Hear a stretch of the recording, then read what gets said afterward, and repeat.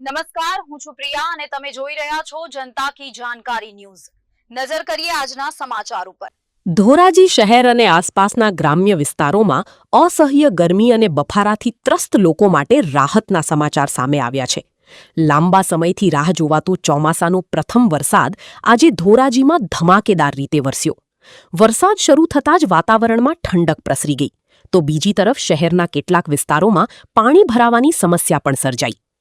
ભર ઉનાળા જેવી ગરમી અને ઉકળાટ વચ્ચે અચાનક વાતાવરણમાં પલટો આવ્યો અને મેઘરાજાએ ધોરાજી શહેર તેમજ આસપાસના ગ્રામ્ય વિસ્તારોમાં ધીમી ધારે વરસાદ વરસાવવાનું શરૂ કર્યું। ગેલેક્સી ચોક, 3 દરવાજા, શાક માર્કેટ સહિત શહેરના મુખ્ય માર્ગો વરસાદથી ભીંજાઈ ગયા। સિઝનના પ્રથમ વરસાદથી લોકોને અસહ્ય ગરમીમાંથી મોટી રાહત મળી અને સમગ્ર પંથકમાં ઠંડક પ્રસરી ગઈ। જો કે પ્રથમ વરસાદમાં જ ધોરાજીના ચકલા ચોક વિસ્તારમાં ગોઠણસમા પાણી ભરાઈ જતા વાહન ચાલકોને ભારે હાલાકીનો સામનો કરવો પડ્યો। સ્થાનિક વેપારીઓનું કહેવું છે કે દર વર્ષે વરસાદ પડતા દુકાનોમાં પાણી ઘૂસી જાય છે।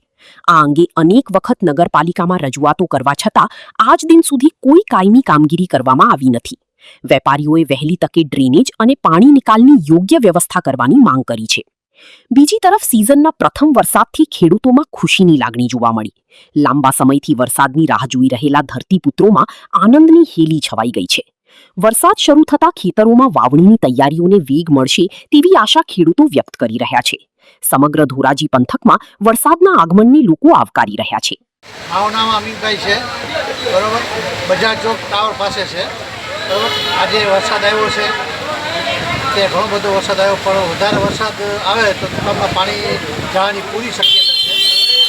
રોડ અડધર થઈ ગયા છે, એના હિસાબે તો પાણી જવાની શક્યતા બહુ વધારે થઈ ગઈ છે। પાણી અત્યારે મારો ફૂલ ચાલુ રહ્યો છે, અત્યારે જોઈ રહ્યા છે વરસાદ બહુ આવી રહ્યો છે। તમે કોઈને રજૂઆત કરી ખરા? અમે રજૂઆત ઘણી 2-3 વાર તો રજૂઆત કરી ચૂક્યા છે કે વરસાદના હિસાબે બહુ પાણી ભરાય છે, મુશ્કેલી પડે, રોડ અધર થઈ ગયો છે। મુશ્કેલી બહુ સારી પડે છે। અત્યારે મુશ્કેલી હિસાબે પાણી અત્યારે ગોઠો પાણી જઈ રહ્યું છે। એ થોડોક વરસાદ રહ્યો છે, અત્યારે થોડોક વરસાદ વધારે આવ્યો તો દુકાનોમાં પાણી ભરવાની પૂરેપૂરી શક્યતા હતી। શું કહેશો, કેવી ઠંડક વળી?